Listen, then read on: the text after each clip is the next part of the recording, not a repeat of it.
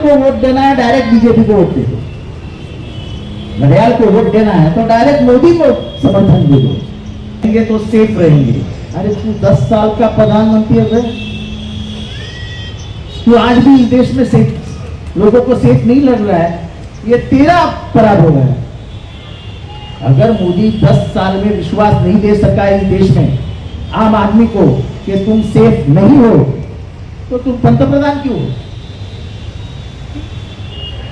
तो इसलिए महाराष्ट्र एक अहम स्टेट है, उसकी सत्ता मिला करके आपको बहुत कुछ पाना है।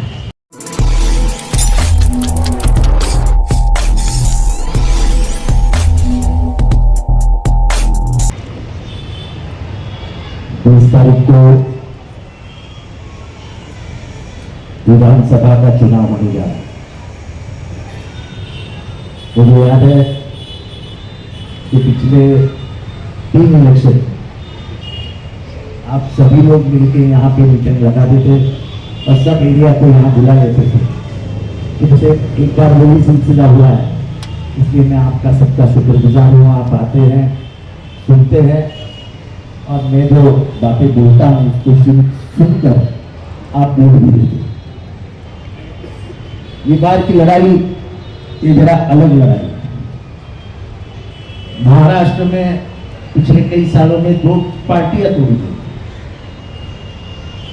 शिवसेना तोड़ी गई, ये सब बीजेपी की मस्ती थी। शरद पवार के घर में अंगार लगा दिया, वोट डाला, खुद का भतीजा उन्होंने ले लिया और चाचा ने जिस भतीजे को चलने सिखाया था उसने उनको घर से बाहर निकाल दिया और घड़ी भी चुरा दी। और आज वो बड़ा चोर है तो छोटे चोर आपके बीच में घूम रहे हैं घड़ी लेके, पर ये घड़ी उनकी नहीं है, ये घड़ी उनको अमित शाह नरेंद्र मोदी ने मिला के दी है। तो आप जब घड़ी के बारे में सोचोगे तो ये दिल में ठान लेना है कि हम मोदी और अमित शाह के बारे में सोचें। ऐसे ही सरकारें टूटती रहेगी तो यहाँ का गणतंत्र नहीं रहेगा।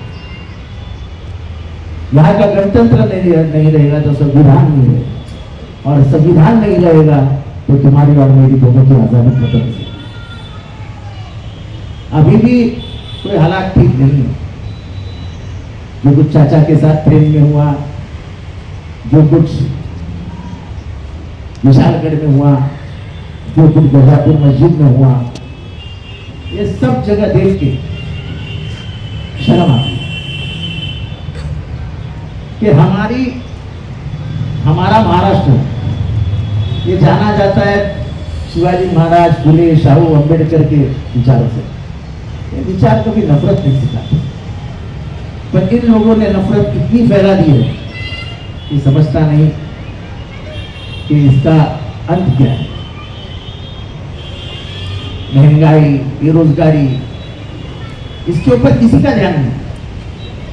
जब से लोकसभा चुनाव हारे तब से सिर्फ एक बात, हिंदू मुसलमान, हिंदू मुसलमान, हिंदू मुसलमान, और वो भी गवर्नमेंट के मंत्री बटेंगे कटेंगे।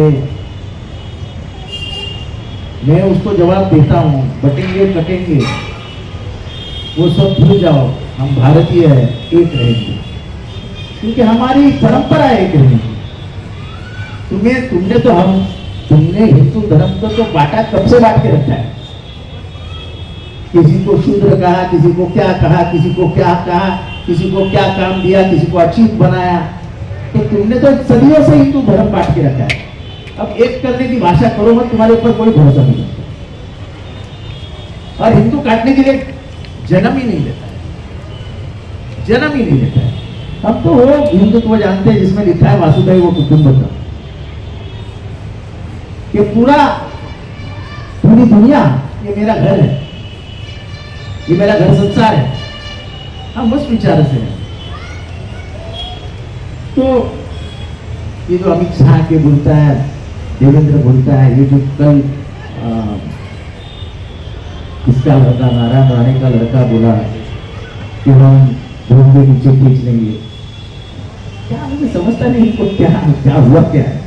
अरे तुम सोते हो तो फजर की नमाज हो जाती है, यानी तुम जब उठते हो तो जोर आ जाता है। राज ठाकरे, ये सब जितने बीजेपी की पिल्लू है, ये सब बोलते हैं नफरत बढ़ाने के लिए, और उनको लगता है कि हिंदू एक हो जाएगा।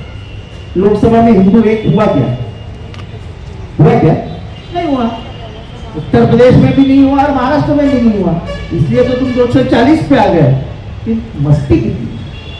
बोलो, किरण रिजिजू नाम का एक कानून का मंत्री है जो ये बिल लाता है वक्त का, उसने कल बंबई में बोला कि कुछ भी हो जाए, हम शीत अधिवेशन यानी विंटर सेशन में हम वो बिल पास कर देंगे। अभी जिस बिल की छानबीन हो रही है जॉइंट पार्लियामेंट्री कमेटी में, उसके सदस्य कल हमारे साथ थे, संजय सिंह। उन्होंने बोला कि हमारा रिपोर्ट अभी 20% भी नहीं हुआ है और तो बहुत बाकी है। जब तक रिपोर्ट पेश नहीं होगी तब तक तुम लॉ कैसे बना सकते हो? लेकिन कैसा है, मुद्दा लेके हिंदुओं में जाओ। अरे हिंदुओं में जाने के लिए क्या संविधान को पैर तले दोगे क्या? यहाँ की जो संसदीय प्रणाली है, जिसको हम पार्लियामेंट्री डेमोक्रेसी सिस्टम बोलते, पार्लियामेंट्री सिस्टम, उसको खत्म कर दोगे क्या? अब जब पार्लियामेंट ने जेपीसी बनाई है तो जेपीसी को पार्लियामेंट के सामने रिपोर्ट पेश करना पड़ेगा। चौधरी साहब बराबर बोल रहा हूं। और फिर उसके ऊपर सोच विचार करेगी लोकसभा, और आप बोलते वापस कर देंगे। ये नफरत के बुनियाद पे ये सरकार चल रही है, चलती है और चलती रहेगी। इसलिए नबी के बारे में जो कुछ बोला आपके सामने है। गंगागिरी महाराज कोई महाराज गिराज नहीं है। हमारे यहाँ के महाराज तुकाराम महाराज, जो अपने किताब में 500-700 साल पहले लिखते कि अल्लाह दिलावे, अल्लाह खिलावे, देने वाला अल्लाह है, खिलाने वाला अल्लाह है। ये कौन महाराज जिसको कुछ मालूम नहीं है, जिस मिट्टी की पहचान नहीं है, वो महाराज।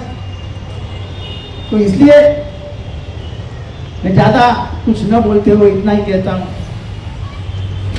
शरीयत निकालने की भाषा कर रहे हैं, नकाब हटा देने की भाषा करी है।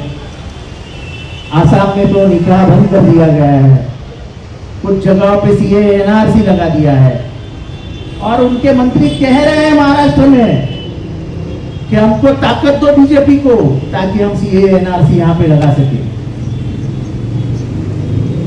आप वो ताकत उनको दोगे? जरा जोर से हो। देखो, घड़ियाल को वोट देना है, डायरेक्ट बीजेपी को वोट दे दो। घड़ियाल को वोट देना है तो डायरेक्ट मोदी को समर्थन दे दो। जो पंतप्रधान 10 साल के बाद बोलता है, क्या क्या बोला वो, बी सेफ,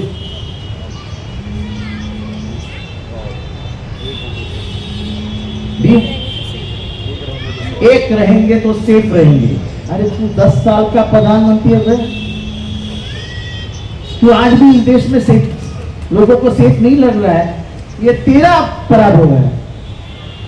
अगर मोदी 10 साल में विश्वास नहीं दे सका इस देश में आम आदमी को कि तुम सेफ नहीं हो, तो तुम पंतप्रधान क्यों हो? तो इसलिए महाराष्ट्र एक अहम स्टेट है, उसकी सत्ता मिला करके आपको बहुत कुछ पाना है। और इसलिए ज्यादा ना बोलते हुए इतना ही कहूंगा कि महाविकास आघाड़ी की सरकार लाने के लिए मैं उनका उम्मीदवार बन के यहाँ आया हूँ। राहुल गांधी, शरद पवार, उद्धव ठाकरे, अखिलेश यादव, सबका यहाँ पे मैं उम्मीदवार हूँ।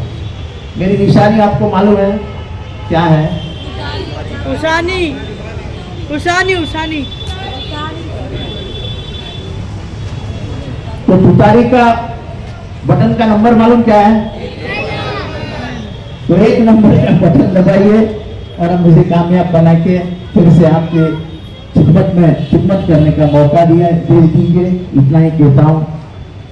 अलविदा, खुदा हाफिज़।